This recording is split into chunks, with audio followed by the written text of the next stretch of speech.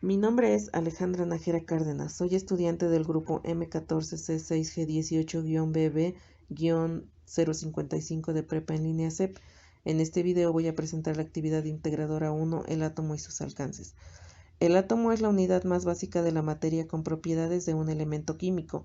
El átomo es el componente fundamental de toda materia. Todo lo que existe en el universo físico o conocido está hecho de átomos.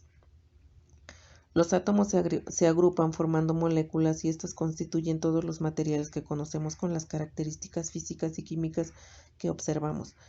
Aunque el átomo es una unidad básica, está compuesto de tres subestructuras: protones, neutrones y electrones. Estas partículas subatómicas tienen un orden en particular dentro del átomo. Los protones y los neutrones forman el núcleo atómico, mientras que los electrones orbitan alrededor de este. Adicionalmente, estas partículas están definidas por su carga eléctrica, donde los protones tienen una carga eléctrica positiva, los electrones negativa y los neutrones, como su nombre lo indica, no tienen carga alguna, aunque aportan otras características al átomo.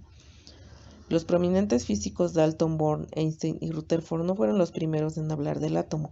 De hecho, la misma palabra átomo fue creada por el filósofo griego Leucipo de Mileto y su discípulo Demócrito 450 años antes de Cristo. Estos filósofos griegos hicieron una brillante contribución a la ciencia moderna, sembrando la semilla de la teoría atómica.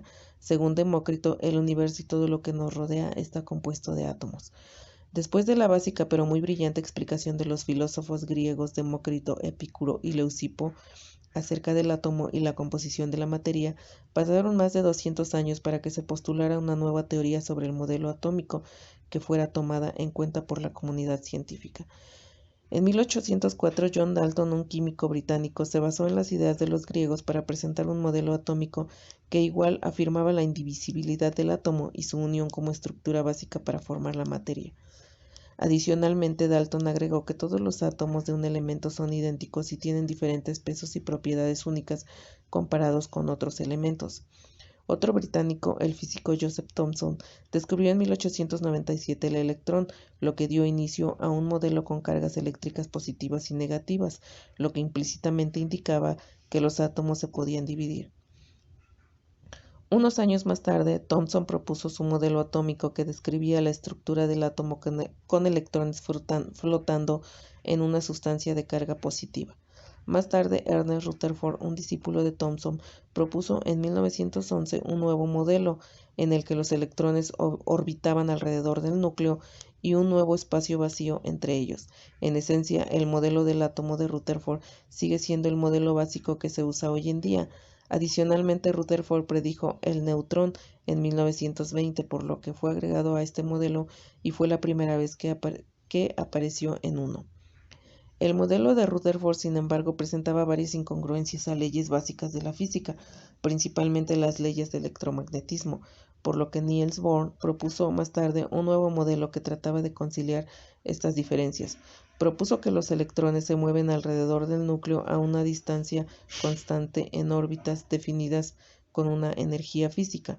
Cuando más cerca el núcleo esté de una órbita, será de menor energía. Cuando los electrones permanecen en una misma órbita, el átomo conserva su energía, pero al cambiar de órbita, el átomo absorbe o emite energía, principalmente de luz.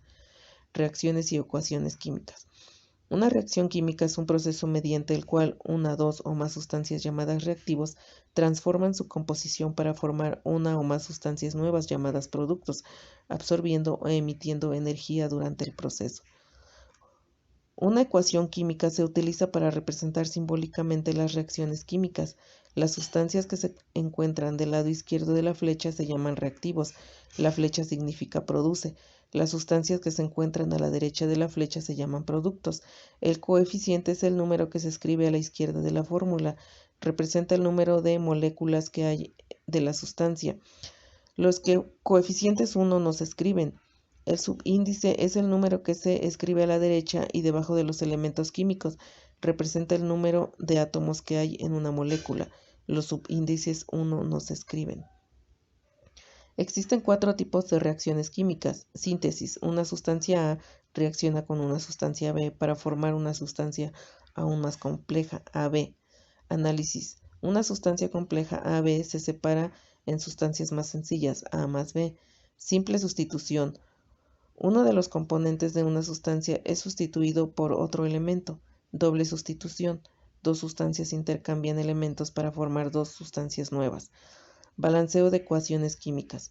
Balancear una ecuación consiste en hacer una ecuación que cumpla con la ley de la conservación de la materia. Al aplicar esta ley a una ecuación química, se debe cumplir la condición de que la cantidad de átomos que entran en un proceso químico tienen que ser la misma cantidad cuando termine. Las ecuaciones químicas se pueden balancear por el método de tanteo o por el método de redox. Método de tanteo. Este procedimiento consiste en modificar los coeficientes de cada una de las sustancias de los reactivos, utilizando la falla y el error hasta que las cantidades de los elementos sean los mismos, tanto en los reactivos como en los productos. Método de redox. Para balancear una ecuación química por medio del método redox, es necesario calcular el número de oxidación de cada uno de los elementos que participan en una reacción. La palabra redox es la unión de las palabras reducción y oxidación. Reducción: un elemento se reduce cuando gana electrones. Oxidación: un elemento se oxida cuando pierde electrones.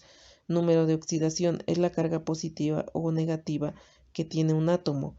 También es el número de electrones que un átomo ha ganado o perdido en una reacción química. Las reacciones redox son aquellas en las que hay un intercambio de electrones. Mientras una sustancia gana electrones, la otra las pierde.